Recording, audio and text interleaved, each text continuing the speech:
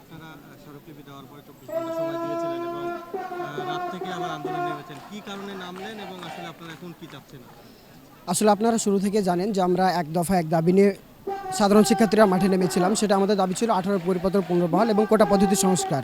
আমরা কখনোই বলি নাই যে কোটা পদ্ধতি বাংলাদেশে রাখা যাবে না। আমাদের যারা পিছিয়ে পড়া জনগোষ্ঠী আছে তাদের জন্য একটা নির্দিষ্ট সংখ্যক কোটা ব্যবস্থা রেখে তারপরে আমরা একটা কোটার পদ্ধতি চাচ্ছিলাম আর কি। তো সেই সুবাদেই আমরা কেন্দ্রে রাষ্ট্রপতি বরাবর হচ্ছে যে একটা স্মারকলিপি প্রদান করা হয়েছে এবং আমরা রাজশাহী বিশ্ববিদ্যালয়ের শিক্ষার্থীরা রাজশাহী জেলা প্রশাসক বরাবর একটা স্মারকলিপি দিয়েছিলাম। কিন্তু গতকালকে যে ঘটনাটা ঘটেছে, আমাদের দাবি যাদের কাছে, আমাদের রাষ্ট্রের যারা প্রতিনিধি তাদের কাছ থেকে এমন কিছু কথা শুনছি যারা আমরা যারা সাধারণ শিক্ষার্থী আছি তাদের মনে করাঘাত করছে। আজকে আমাদের যে কর্মসূচি, আমাদের কোনো কর্মসূচি ছিল না, আমাদের 24 ঘন্টার একটা আলটিমেটাম ছিল। কিন্তু গতকাল রাত থেকে আজ পর্যন্ত আজকে আমাদের যে কর্মসূচি, এটা আমাদের কর্মসূচি না। আমরা যে আঘাতপ্রাপ্ত হয়েছি সাধারণ শিক্ষার্থীরা, এটা তাদের আত্মচিৎকার। এই আত্মচিৎকারটা যেন পৌঁছে যায় আমাদের সেসব প্রতিনিধিদের কাছে যারা আমাদেরকে রাজাকার সহ বিভিন্নভাবে বিতর্কিত করার চেষ্টা করছে। তো আমরা বরাবরই বলতে চাচ্ছি, আমাদের কোনোভাবেই থামানো যাবে না। আমাদের যৌক্তিক দাবি এবং চাওয়া যতক্ষণ পর্যন্ত আদায় না হচ্ছে, আমরা সাধারণ শিক্ষার্থীরা মাঠে ছিলাম, রাজপথে ছিলাম এবং থাকবো সবসময়। বিষয় প্রধানমন্ত্রীর কালকের একটি উক্তি নিয়ে মূলত আপনাদের জি জি এইটাকে আসলে আপনারা কিভাবে দেখছেন এই কথাটা? এটাকে আমরা টোটালি নেগেটিভভাবে দেখছি। কারণ উনি যে কথাটা এখন উল্লেখ করেছেন যে রাজাকারের নাতিপুতিরা, তো আসলে এখানে আমরা যারা আন্দোলনরত শিক্ষার্থী আছি বা সংখ্যাগরিষ্ঠ শিক্ষার্থী যারা আছি, এ কথাটা কিন্তু আসলে আমাদের অন্তরে এসে বিঁধছে। তা আমরা রাষ্ট্রপক্ষের কাছ থেকে বা রাষ্ট্রের প্রতিনিধিদের কাছ থেকে আমরা কখনো এ ধরনের কথা প্রত্যাশা করি নাই। আমরা চাইছিলাম আমাদের সাধারণ শিক্ষার্থীদের স্বার্থে ওনারা কোনো কিছু একটা সিদ্ধান্ত নেবেন এবং কথা বলবেন, কিন্তু তা না করে ওনারা যে কথাটা বলেছেন সেটা আমাদের হৃদয় লেগেছে এবং আমরা সেটারই বহিঃপ্রকাশ করছি আজকে আর কি। এখন আসলে আপনারা আসলে কি চাচ্ছেন? এই যে গতকালকে যে ঘটনা, সেই ঘটনার পরিপ্রেক্ষিতে এখন কি চাচ্ছেন আপনারা? এখন আমরা চাচ্ছি যে আমাদের যে যৌক্তিক দাবি এবং চাওয়া ছিল তা যেন রাষ্ট্রপক্ষ মেনে নেয় এবং আমরা আমাদের ক্লাসে ফিরে যেতে পারি এবং আমাদের কটাক্ষ করে প্রধানমন্ত্রী সহ বা অন্যান্য যারা কথা বলছে, আমরা তাদের দৃষ্টি আকর্ষণ করতে চাই এর মাধ্যমে যে আমাদের দাবি যেহেতু যৌক্তিক, সেহেতু আমাদের দাবিগুলোর সপক্ষে আপনারা কথা বলুন এবং সে অনুযায়ী এগিয়ে যান এবং সাধারণ শিক্ষার্থীদের কটাক্ষ করে আমাদের আন্দোলনে আরও বিক্ষিপ্ত করবেন না, যেটা দেশ, জাতি এবং শিক্ষার্থী কারোর জন্যই কল্যাণকর নয়। একজন আন্দোলনরত একজন শিক্ষার্থী, তিনি কিন্তু আসলে যেটি বলছিলেন যে গতকালকে যে ঘটনা, সেই ঘটনার পরিপ্রেক্ষিতে তারা কিন্তু ক্ষুব্ধ হয়ে মূলত আজকে আন্দোলনে নেমেছে এবং যেটি তারা বলছিলেন আমাদেরকে যে তাদের আসলে যেহেতু কালকে পদযাত্রা কর্মসূচি ছিল, সেই কর্মসূচি থেকে তারা কিন্তু 24 ঘন্টার একটি সময় দিয়েছিলেন সরকারকে এবং প্রশাসনকে। সে সময়ের পরবর্তীতে যেটি দেখা গেছে, গতকালকে বিকেলে প্রধানমন্ত্রীর একটি চীন সফরকে কেন্দ্র করে যে সংবাদ সম্মেলন, সেই সংবাদ সম্মেলনে প্রধানমন্ত্রী বেশ কয়েকটি গুরুত্বপূর্ণ কথা বলেন, যে কথার পরিপ্রেক্ষিতে কিন্তু ছাত্ররা এই কালকে রাত থেকে কিন্তু আমরা দেখছি বাংলাদেশের বিভিন্ন ক্যাম্পাসে কিন্তু তারা আন্দোলন করেছে। একটু আপনাদেরকে জানিয়ে রাখতে চাই, রাজশাহীতে কিন্তু সারা বাংলাদেশের মতোই অন্যান্য যে কলেজ বিশ্ববিদ্যালয়গুলোতে আন্দোলন চলছে, সে আন্দোলনের কিন্তু প্রভাব কিন্তু রাজশাহীতে পড়েছে এবং এখানেও কিন্তু আমরা যেটি লক্ষ্য করেছি যে গতকাল রাত থেকে কিন্তু তারা আন্দোলনে নেমেছে এবং এর পাশাপাশি কিন্তু আমরা দেখেছি তারা রাজপথ কালকে ঢাকার আছে যে মহাসড়ক, সেই মহাসড়ক অবরোধ করে তারা কিন্তু আন্দোলন করেছে এবং তারা কিন্তু একটি স্লোগান দিচ্ছে। সেই স্লোগানটি হচ্ছে তুমি কে আমি কে, রাজাকার রাজাকার। অর্থাৎ তারা বলতে চাচ্ছে যে কালকের যে প্রধানমন্ত্রীর যে ঘোষণা বক্তব্য, সেই বক্তব্য তারা তীব্র নিন্দা জানাচ্ছে এবং অবিলম্বে সেটি প্রত্যাহারের দাবি জানাচ্ছেন। আপনারা এখানে দেখতে পাচ্ছেন আসলে রাজশাহী বিশ্ববিদ্যালয়ের শিক্ষার্থী যারা আছেন তারা কিন্তু কোটা সংস্কার আন্দোলন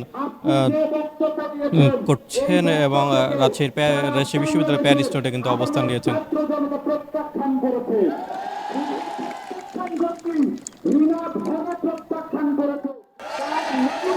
তার নমুনা আপনি কালকে রাত্রে দেখতে পেয়েছেন।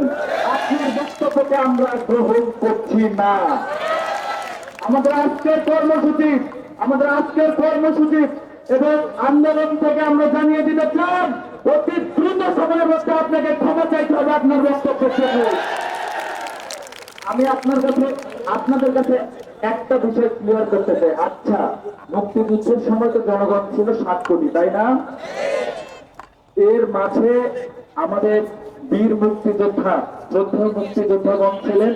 আমরা মুক্তিযুদ্ধ মন্ত্রণালয় থেকে জানতে পারি যে 1,80,000, তাই না? সেটা হিসেব করে দেখা যায় টোটাল জনগোষ্ঠী 0.5%, তাই না? ওকে, তর্কের খাতিরে ধরে নিলাম রাজাকারের সংখ্যা এবং মুক্তিযোদ্ধাদের সংখ্যা সমান। ধরে নিলাম তারা সব মিলিয়ে 5%। বাকি 95% যারা ছিল তারা কি মুক্তিযুদ্ধের সাপোর্টার ছিল না? তাহলে আপনি কেন বলছেন মুক্তিযোদ্ধা সন্তানদের বাইরে যারা রয়েছে তারা রাজাকার? আমি জানতে চাই বাকি 95% যারা ছিল তারা কি বন্ধা ছিল নাকি জন্মদানের সক্ষম ছিল?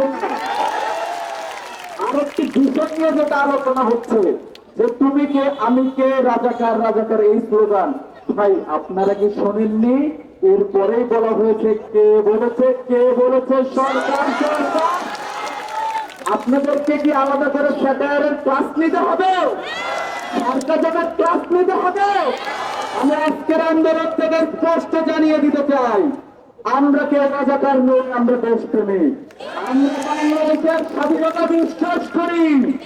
আমরা দেশের কল্যাণে নিজেকে বিলিয়ে দিতে প্রস্তুত আছি, নিজের জীবন দিতে প্রস্তুত আছি। এই আন্দোলন আপনারা বুলেট দিয়ে দমাতে পারবেন না। এই আন্দোলন আপনারা পুলিশ দিয়ে দমাতে পারবেন না। ছাত্র সমাজ আজকে জেগে উঠেছে, আপনারা তাদেরকে রাজাকার মতো তাদের মনোবল ভেঙে দিতে পারবেন না। আমরা শেষ পর্যন্ত, যতক্ষণ পর্যন্ত আমাদের অধিকার আদায় না হবে, রাজপথে থাকবো থাকবো থাকবো।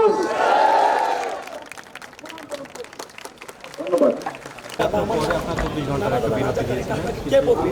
সংবিধান স্বীকৃতি দিয়েছে আমার নানা দাদা, আমার বাবা বাঙালি, আমি বাঙালি। এই বিষয়ে সবার কাছে স্পষ্ট যে আমরা অত রাতে কেন হল থেকে বের হয়ে এসেছি, হলে তালা ভেঙে, অনেক হলে তালা ভেঙে আমরা বের হয়ে এসেছি। এটা আসলে প্রতিবাদ স্বরূপ আমরা বের হয়ে এসেছি। আমাদের তো একটা আলটিমেটাম ছিল, কিন্তু তারপর যখন একটা জ্বালাময়ী বক্তব্য দেওয়া হলো, একটা অবমাননাকর শিক্ষার্থীদেরকে এরকমভাবে আমাদেরকে উপস্থাপন করা হলো, ওই অবস্থায় অবশ্যই আমরা ঘরে ছুরি দিয়ে বসে, মানে হাতে ছুরি করে আমরা বসে থাকবো না। সেই প্রতিবাদ স্বরূপ আমরা নেমে এসেছি। আমাদের যারা আছেন তারা বক্তব্য স্পষ্ট করে বলেছেন যে আমরা কেন নেমে এসেছি, আমাদেরকে কারা রাজাকার বলেছে, সরকার বলেছে। আমরা এর দাবি, এই বক্তব্যের প্রত্যাখ্যান চাচ্ছি এবং বক্তব্যের, এবং আমরা আমাদের কোটার একটা স্থায়ী সমাধান চাচ্ছি। যতক্ষণ না সমাধান হয় রাজপথ ছাড়বো।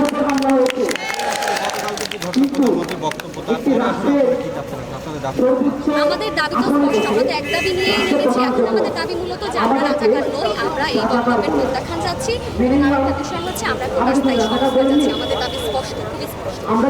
কর্মসূচি ছিল এবং সেখান থেকে একটা 24 ঘন্টার আলটিমেটাম আপনারা দিয়েছিলেন। এবং আমরা দেখলাম যে গতকালকে কি ঘটনার পরে রাত্রে আপনারা আন্দোলন এমন হলো যে আন্দোলনের নামে এবং আসলে আপনারা এখন কি আচ্ছা, আমাদের বিষয় ছিল কালকে আমরা পদযাত্রার মাধ্যমে রাষ্ট্রপতির কাছে আবেদন জানিয়েছিলাম উনি অনতিবিলম্বে যাতে সংসদে অধিবেশন ডাকার মাধ্যমে আইন করার মাধ্যমে এই সংস্কারটা হয়। কিন্তু কালকে মাননীয় প্রধানমন্ত্রী একটি বক্তব্য দিয়েছেন, আপনারা সবাই জানেন, আমরাও জানি, যে হচ্ছে আমরা কোটা কাদেরকে দেব, মুক্তিযোদ্ধার নাতি নাতনিদের নাকি হচ্ছে এই রাজাকারের নাতি নাতনিদের। তো এটার মাধ্যমে উনি স্পষ্টভাবে আমাদেরকে ইঙ্গিত করেছেন যে আমরা যারা কোটা আন্দোলন করছি তারা রাজাকারের নাতি নাতনি। আমরা আজকের এই আন্দোলন এবং কালকে রাত্রে যে আন্দোলন করেছি এর মাধ্যমে স্পষ্ট বার্তা দিতে চাই যে আমরা কেউ রাজাকার না, আমরা দেশপ্রেমিক। এবং মুক্তিযুদ্ধের সন্তান না হলেই যে কেউ রাজাকার হবে এটা সংবিধান বলে না। এবং বাংলাদেশে যে মুক্তিযুদ্ধ সংগঠিত হয়েছে সেটি গেরিলা যুদ্ধ, এবং গেরিলা যুদ্ধের অর্থই হচ্ছে যে এলাকায় যুদ্ধ সংগঠিত হবে তার আশেপাশে যারা থাকবে তারা সবাই সহযোগী। অর্থাৎ আমরা কেউ রাজাকার না, আমরা বাংলাদেশের স্বাধীনতা বিশ্বাস করি। আমরা মাননীয় প্রাইম মিনিস্টারের এই যে বক্তব্য এটাকে ঘৃণাভাবে প্রত্যাখ্যান করছি, আমরা এই বক্তব্য মেনে নিচ্ছি না। আমরা চাই উনি ছাত্র সমাজের কাছে তার এই বক্তব্য প্রত্যাহার করে নেবেন এবং ক্ষমা চাইবেন। ধন্যবাদ। দর্শক, যেমনটা আপনাদেরকে জানাচ্ছিলাম গতকালকে যে প্রধানমন্ত্রীর বক্তব্য, সেই বক্তব্যের পরিপ্রেক্ষিতে কিন্তু তারা আজকের যে আন্দোলন সে আন্দোলন করছেন এবং তারা যেটি বলছেন যে তার প্রধানমন্ত্রীর যে বক্তব্য সে বক্তব্য কিন্তু তারা প্রত্যাখ্যান করেছেন এবং পাশাপাশি বলছেন যে বক্তব্য কিন্তু তাকে ফেরত নিতে হবে। এছাড়া কিন্তু আপনাদেরকে একটু দেখাতে চাই, রাজশাহী বিশ্ববিদ্যালয়ের প্যারিস রোডে কিন্তু এখন রাজশাহী বিশ্ববিদ্যালয়ের সাধারণ শিক্ষার্থীরা কোটা সংস্কার আন্দোলনের জন্য অবস্থান নিয়েছে এবং তারা কিন্তু আজকের যে তাদের কর্মসূচি বিক্ষোভ সমাবেশ সেটি কিন্তু তারা পালন করছে। আর একটা বড় বিষয় হলো ছাত্র কোটা কিন্তু কোটা আছে সর্বনিম্ন সেটা তোমরা জানাই যাচ্ছে আরো 100% পূরণ করে দিচ্ছে। হাস্যকর বিষয়, আমাদের সাথে প্রহসন ছাড়া কিছুই নয়। কালকে প্রধানমন্ত্রীর বক্তব্য আমি শুনেছি, আপনারাও শুনেছেন। যতদিন পর্যন্ত তিনি এই কথাগুলো উগ্র না করছেন ততদিন পর্যন্ত আমাদের আন্দোলন চলবে এই বলে আমি আমার বক্তব্য শেষ করছি। আমাদের আন্দোলন যেন বেগমান থাকে, সবার উপস্থিত থাকবেন। গতকালকে আমরা দেখেছি আপনারা গণপদযাত্রা করেছেন, তারপরে 24 ঘন্টার একটা বিরতি দিয়েছিলেন আপনারা, এবং আমরা যেটা দেখলাম যে একটি বক্তব্য পরবর্তীতে রাত্রেবেলা হচ্ছিল আপনার আন্দোলনের নামে। আসলে কি এমন ঘটনা ঘটলো যার জন্য আপনার আন্দোলনের নামে এবং কি চাচ্ছেন? এখন দেখুন, আমরা হচ্ছে কোটা প্রথার সংস্কারের জন্য আমরা আন্দোলন করছিলাম। তো সেখানে আমরা তো আমাদের অধিকার আদায়ের জন্য পথে নামছি। তো এইখান থেকে আমরা কি সরকারের কাছ থেকে কি আশা করব যে আমাদেরকে যাতে কোনো একটা পজিটিভ একটা স্টেটমেন্ট দিক, আমাদের আশ্বস্ত করুক, কিন্তু সেখানে আমাদেরকে কি করা হচ্ছে, আমাদেরকে একটা অপমান সূচক ট্যাগলাইন দিয়ে জুড়ে দিয়ে একটা বৈষম্যমূলক আচরণের বহিঃপ্রকাশ ঘটিয়েছে, তাই না?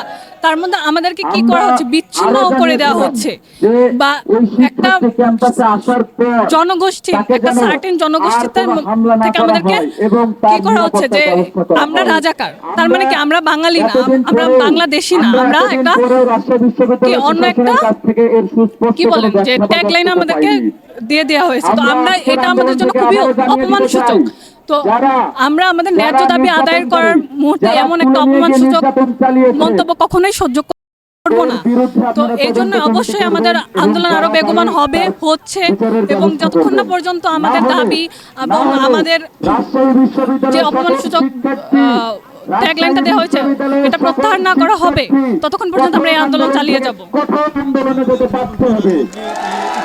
আমরা আর একদিনের আলটিমেটাম দিতে চাই, আমরা আর একদিনের সময় দিতে চাই। রাজশাহী বিশ্ববিদ্যালয় প্রশাসন, আমাদেরকে মনে হচ্ছিল আমরা একটা বিচ্ছিন্ন গোষ্ঠী, এই দেশে একই দেশে বাস করে, একই বাতাসে বলেন যে একই দেশে থাকছি, একই বায়ু পানি আমরা সবাই গ্রহণ করছি, তাই না? তো সেখান থেকে আমাদেরকে কি মনে হচ্ছে কি একটা বক্তব্যের মাধ্যমে আমাদেরকে পুরো আলাদা একটা জনগোষ্ঠীতে পরিণত করে দেওয়া হয়েছে। আমরা তো না, আমরা তো সবাই বাংলাদেশি, তাই না? তো আমাদের এই আন্দোলনের জন্য আমরা চাচ্ছি একটা গঠনমূলক সমালোচনা হোক, আমাদের এই কোটা প্রথার সংস্কার হোক, একটা গঠনমূলক সংস্কার আমরা চাচ্ছি, এবং আমাদের এই অপমানসূচক ট্যাগলাইনটা যাতে প্রত্যাহার করা হয় আমরা সেটাই চাচ্ছি। দর্শক, যেমনটা শুনছিলেন, রাজশাহী বিশ্ববিদ্যালয়ে আন্দোলনরত শিক্ষার্থীরা জানাচ্ছিলেন যে গত কালকের যে ঘটনা, সেই ঘটনার পরিপ্রেক্ষিতে যে আন্দোলন, সেই আন্দোলন থেকে তারা কিন্তু জানাচ্ছিলেন তাদের দাবি দাবাগুলো। রাজশাহী বিশ্ববিদ্যালয়ের 38,000 শিক্ষার্থী আছে, এক বছরটাকে উঠায় দিতে আমাদের হলে তুলে দিতে একটা মিনিটও সময় লাগবে না। যেমনটা আপনাদেরকে জানাচ্ছিলাম যে গতকালকে যে ঘটনা, সেই ঘটনার পরিপ্রেক্ষিতে গত রাত্রে আমরা দেখেছি রাজশাহী সহ দেশের বিভিন্ন স্থানে কিন্তু সাধারণ শিক্ষার্থীরা আন্দোলনে নেমে যায় এবং বিভিন্ন স্লোগান দিতে থাকে। তার পরিপ্রেক্ষিতে আজকে সকাল 12:30টার দিকে রাজশাহী বিশ্ববিদ্যালয় প্যারিস রোডে রাজশাহী বিশ্ববিদ্যালয়ের সাধারণ শিক্ষার্থীরা যে সমাবেশের ডাক দেয়, সেই সমাবেশের পরিপ্রেক্ষিতে কিন্তু আজকে এখানে শিক্ষার্থীরা অবস্থান নিয়েছে এবং তাদের যে দাবিগুলো, সে দাবিগুলো কিন্তু তারা জানাচ্ছে। এবং তারা যেটি বলছে যে গতকালকে তারা যে পদযাত্রা করেছিল এবং রাষ্ট্রপতির কাছে স্মারকলিপি যেটি দিয়েছিল, সেটি কিন্তু দেওয়ার পরে 24 ঘন্টার যে আলটিমেটাম তারা কিন্তু দিয়েছিল, সেই আলটিমেটাম কিন্তু তারা ভঙ্গ করে এখন কিন্তু তারা বলছে যে গতকালকের যে ঘটনা, প্রধানমন্ত্রীর যে উক্তি, সেই উক্তি তাদের মন ক্ষুণ্ণ করেছে, যার কারণে তারা কিন্তু এই আন্দোলনে নেমেছেন এবং রাজশাহী বিশ্ববিদ্যালয়ে প্যারিস রোডে সমবেত হয়েছেন এবং সমাবেশ করেছেন। এবং কালকের যে প্রতিবাদ, কালকে বক্তব্যের যে প্রতিবাদ, সে বক্তব্যের প্রতিবাদ জানাচ্ছে। এবং রাজশাহী বিশ্ববিদ্যালয়ে কিন্তু তারা এখন স্লোগান দিচ্ছেন, বিভিন্ন স্লোগান দিচ্ছেন। মূলত এই ছিল রাজশাহী বিশ্ববিদ্যালয় থেকে কোটা সংস্কার আন্দোলনের সর্বশেষ পরিস্থিতি। আশিকুর রহমান, প্রিয়জন টিভি, রাজশাহী বিশ্ববিদ্যালয়, রাজশাহী।